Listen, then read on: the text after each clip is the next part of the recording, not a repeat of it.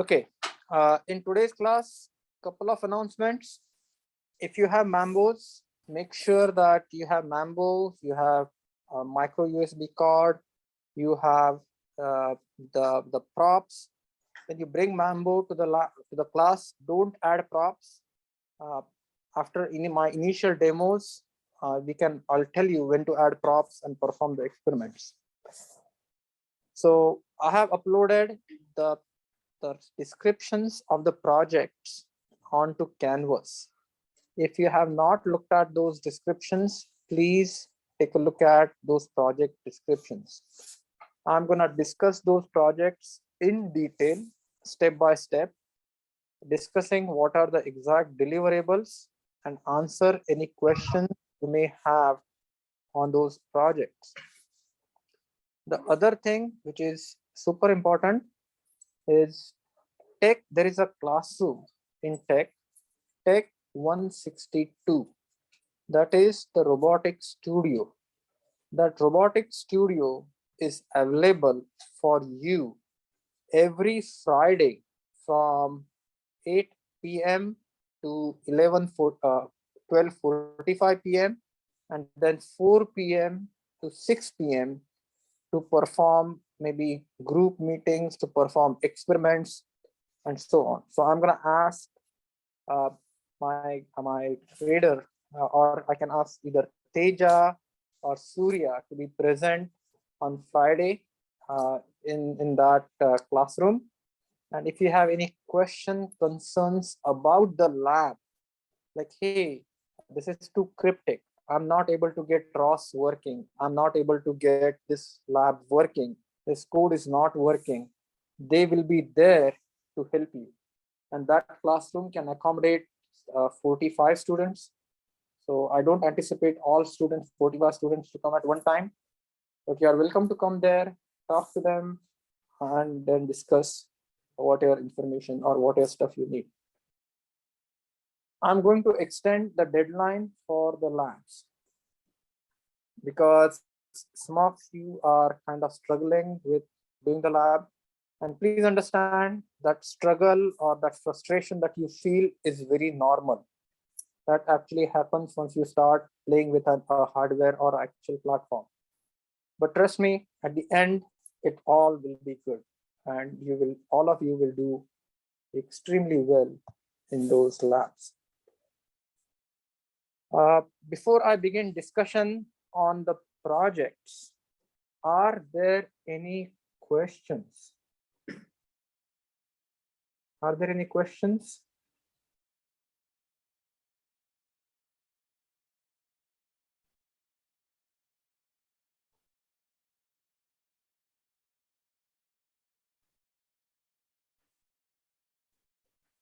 So this is the announcement.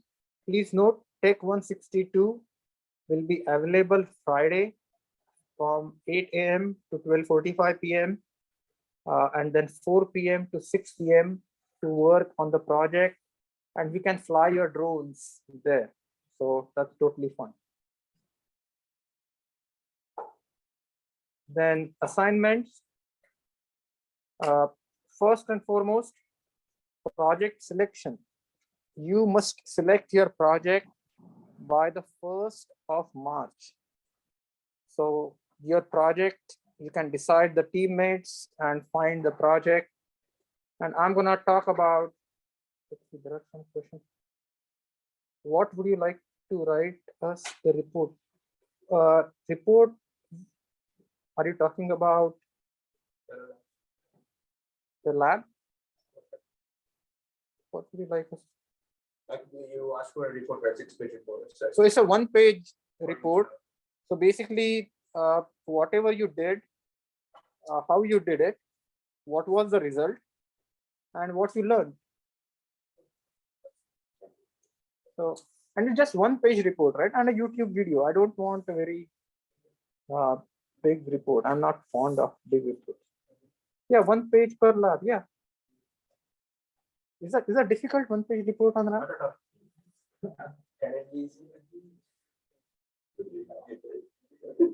No, I don't know. Yeah, I know. I know. you are working on a lot of stuff. So I don't want to make this unnecessarily complicated. So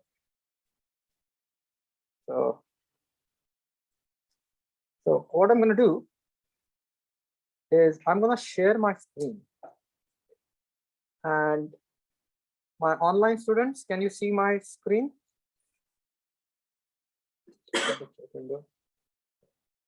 So, okay. So first, robotics to projects. Please understand, these projects are 20 points each. And what I said is I'm going to give you two types of projects.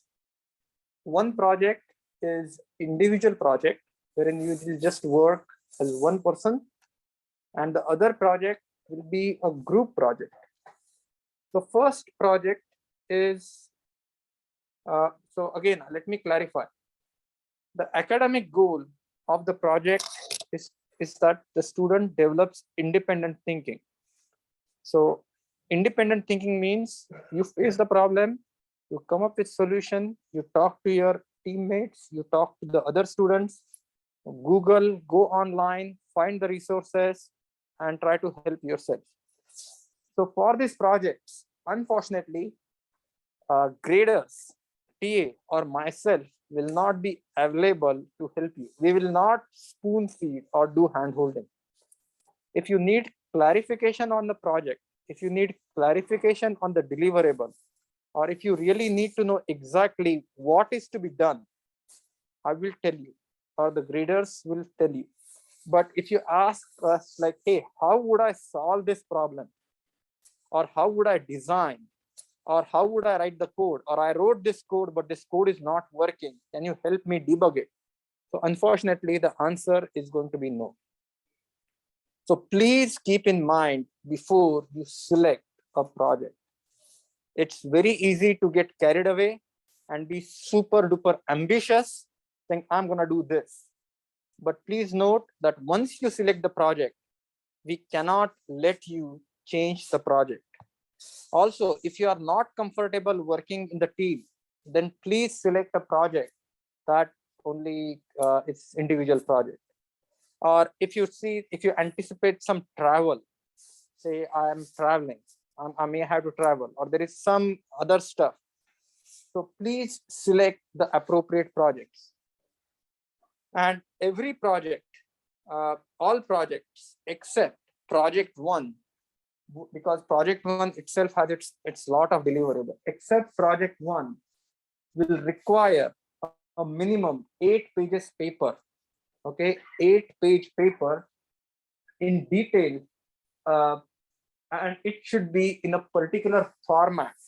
And the reason I'm saying this should be in particular format is some of you, if you do excellent job, then you can publish this paper or publish your work in a journal, or you can take this work and convert that into a project or in a thesis, or perhaps maybe take this and convert into a capstone project.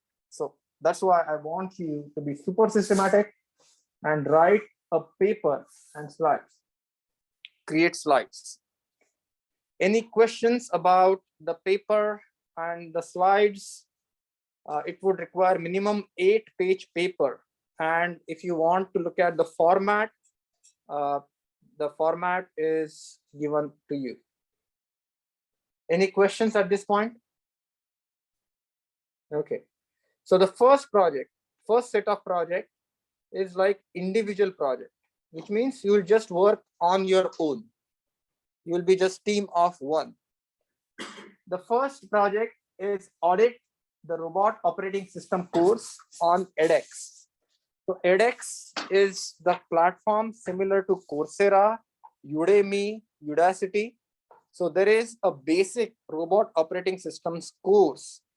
And ROS is super important for roboticists if you want to go into perception, machine learning, practical applications of machine learning, or a robot interface, and so on.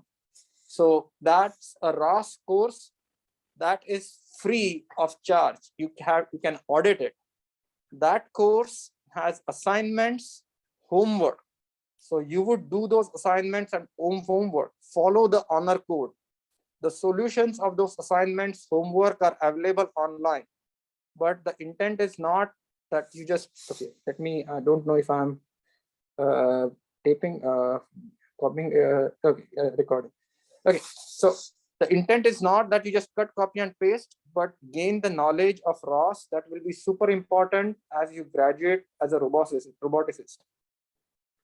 Deliverable would be just one-page report on what you learned. So what were the learning objectives? Did you achieve them?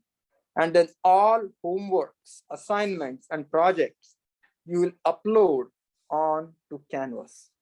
Everyone understood this for the first ROS project? So, and please understand, this is purely if you really want to learn ROS. Unfortunately, in our robotics curriculum or all across ASU, there is not a course that teaches ROS as MATLAB or ROS starting from fundamental. So if you really want to learn ROS, this is an opportunity for you to learn. Everyone understood this? And you can finish this course in 8 weeks, no problem. Any questions on ROS course? This is, yeah. How many hours are the course? 4 to 5 hours every week that you will have to do. So that would be the, and to be honest with you, depending upon how good you are in computer programming and how fast you grasp the concepts. So on an average, I would anticipate it will take about 40 to 60 hours. So is that similar to the course course we had before? what? Is that similar to the course we had before? Yeah, but this is more intense. Coursera course was simple. Yeah. Website says 8 to 12 hours a week over 7 weeks. Yeah, so that is for normal people. You guys are super smart. So but if you are crunched for time, or if you don't want to put in that much amount of effort, you don't have to do it. Okay. The next project is the simplest project.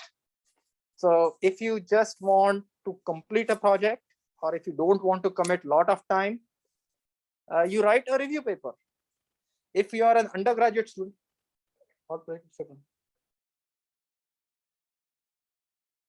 correct, one page report. Didn't I just say what one page report would be for robotics, the first project?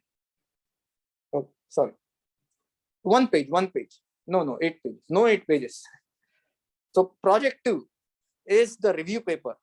So if you are an undergraduate student, what you should do is you should collect 5 papers going online on any of those topics. So for example, aerial robotics, aerial robots, novel application. You will find tons and tons of papers. Or aerial robot, dynamics and controls. You will find tons and tons of papers. Please note, I'm not specifying what aerial robot. It could be quadcopter, octocopter, hexacopter. It could be blimp. It could be kite. It could be fixed wing. It can be anything that flies. If you come up with some sort of unmanned, so unidentified flying object, that's fine too. So as long as it flies. Or aerial robot, it could be like if you want to look at space robotics, that's fine too. For me, anything that is not on ground that flies is aerial robot. Okay, so aerial robot dynamics and control, autonomous aerial robots, then aerial robot swarms. So if you're interested in swarming multi-robot systems, that is, or aerial robot for cooperative manipulation, which means 2 or 3 aerial robots would cooperatively lift object. 2 or 3 aerial robot would actually do a formation flight and perform a collaborative task. So like photogrammetry and all that type of stuff. So I would strongly recommend, if you do not have time, or if you don't feel adventurous, or if you just have too much on your plate, family, work, or other stuff, this is the project that you should work on. Everyone understood this? That is going to be my recommendation. What is the difference between swarms and cooperative management? So swarms is you have multiple robots. They can do anything. They can do dance. Cooperative manipulation means those two robots work and manipulate something. What do they manipulate? They manipulate the environment. They manipulate a task, or they somehow work together. So if you Google, you will get tons and tons of information on what it is. Just Google those keywords and you will see tons and tons of papers. So select undergraduate students would select 5 papers, not 10, just 5. Hopefully read through those papers. Some of those topics like aerial robot, novel application, that topic will not include any math. So basically it will talk about the general applications of aerial robots. Dynamics and control will include some type of math. Autonomous aerial robots, it will talk about perception, navigation, so that will be math. Aerial robot swarm would include math. Aerial robots or cooperative manipulation, you can actually make it like more descriptive, or you can just make it like mathematics oriented. So depending upon your level of comfort, depending upon the level of time, you select an appropriate topic. I'm not saying which papers you should read, but you should select any 5 papers. Undergraduate students and graduate students should take 10 papers. You should select 10 papers, but they should be recent, 2019 onwards. So 19, 20, 21, and 22. Select those papers, read those papers, and write a literature review paper synthesizing all that information. Everyone understood? If you Google how to write literature review, there is a step-by-step approach on writing a literature review, which is look at the state of the art, what is being done, understand what the problems are, then see what are the solutions, and then what would be the future. So that is how a literature review, or what are the open questions.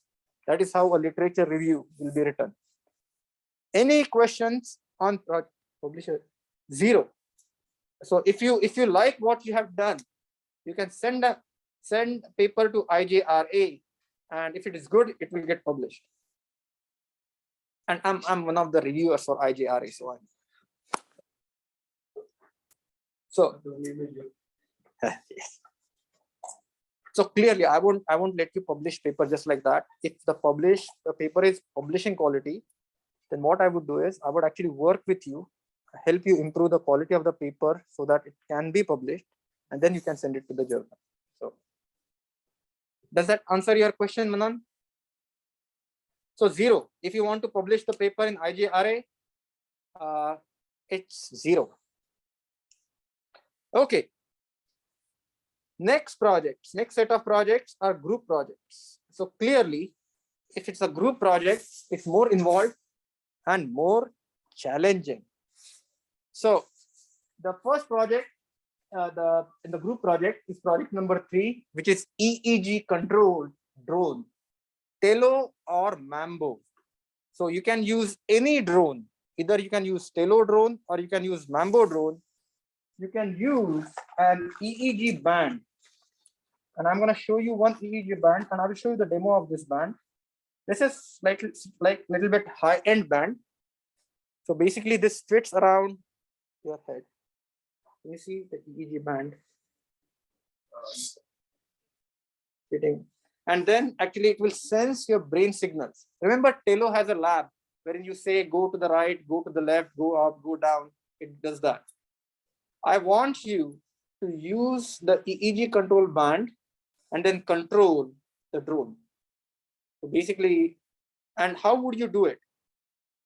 It's not too difficult. So, and there are actually a lot of online resources if you really want to do an EEG control drone. There are 2 bands that are super helpful, and they have sort of open source. One band. So what do I want to do with the EEG control drone? So this is what you should do. You should say, you should basically have drone take off, hover, and travel to a desired location and land using that band. So essentially you would control. I would be honest, very accurate control of drone will not be possible, but at least you should be able to do those 1, 2, 3, and 4 tasks in particular order. So for an example, you say, I'm gonna have the drone take off and I'm gonna have the drone land. So basically you should be able to take off and land. Then you should say, I want the drone to take off, hover, travel some distance, and which distance I'm not saying, whether going left, right, forward, backward, and then land. That drone should be able to do that.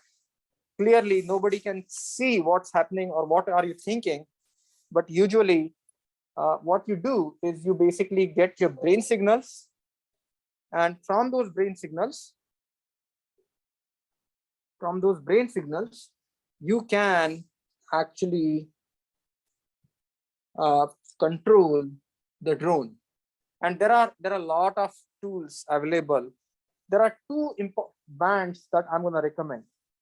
The first band is called MindFlex. That comes from the NeuroSky chip, and I have about 8 or 10 of those MindFlex bands. So basically, you have that band, and then you do it.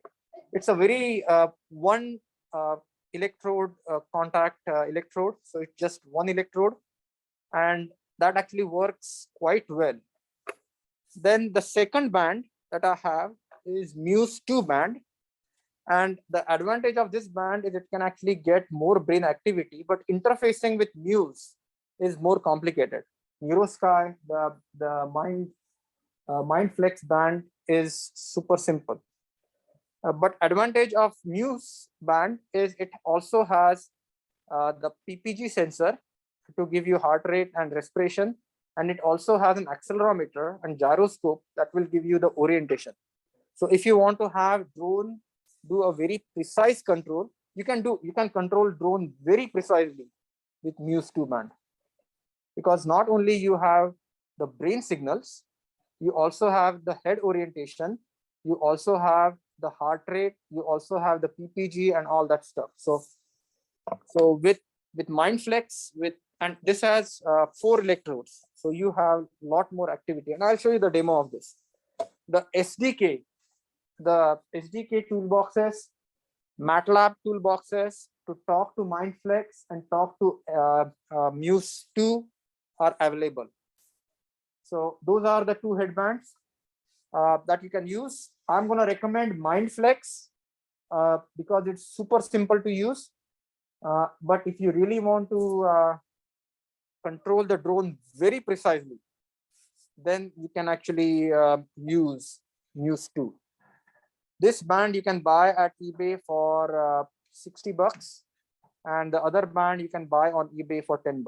But I have some Muse tools that I can give you out if you really want to do it. Next, any questions? And so what is the deliverable?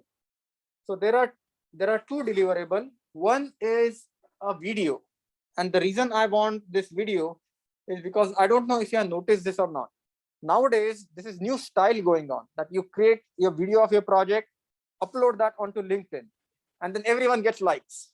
And many times the recruiters and all those take a look at that video and then say, oh, wow, great work. And then so basically my students have received job offers because, hey, I watched your video. That video was super great. And then when are you available for employment, that type of stuff. Yeah. Will you face copyrights if you upload the lab videos? Which lab video? The lab videos. No.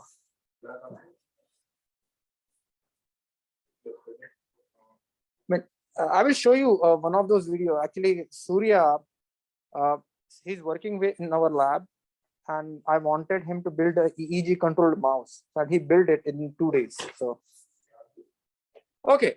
So then I'll just show you a video. This is how I would expect the video to be.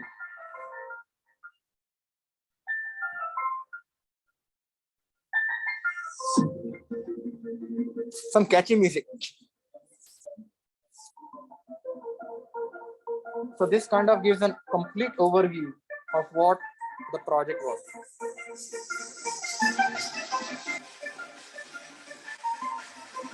And believe it or not, my student got a job because of this video. So somebody, a recruiter saw this video and then his email is in the video and he got contacted.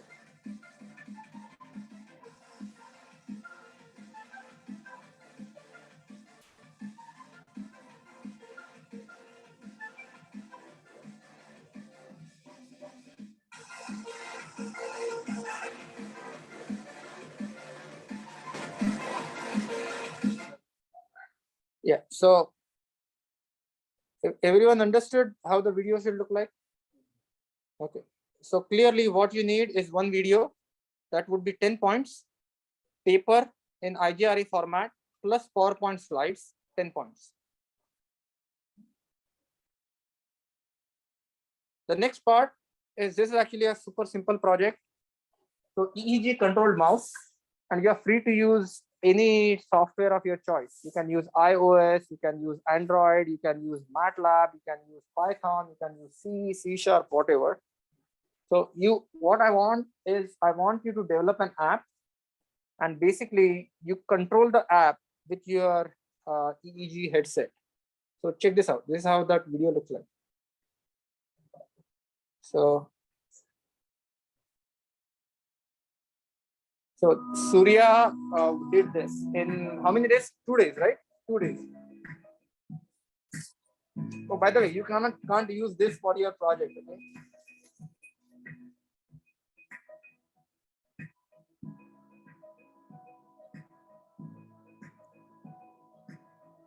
I guess you can.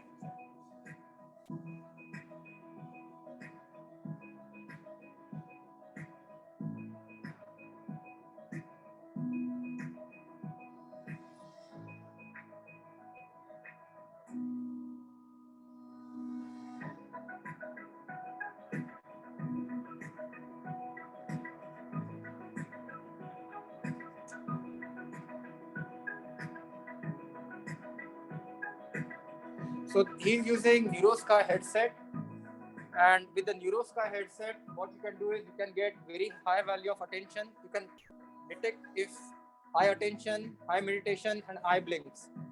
So basically, there are 4 quadrants. High attention, high meditation goes to one quadrant. High attention, low meditation goes on to other quadrant. Low attention, low meditation goes to one quadrant, and low attention and high meditation goes on to other quadrant. And when you blink, basically that status changes. It goes from off to on, off to on to off.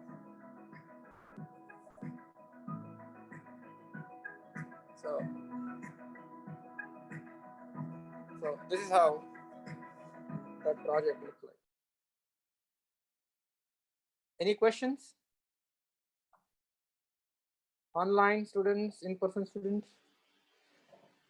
Next project is shape tracking quadcopter, autonomous quadcopter. It could be Mambo or it could be Halo. There is an online code, a MATLAB, entire MATLAB project for shape rectangle tracking for Mambo. Similarly, there is entire online code for shape tracking for Halo. So idea would be you would actually have a circle or a rectangle or a triangle, and then the Mambo or Tello would actually track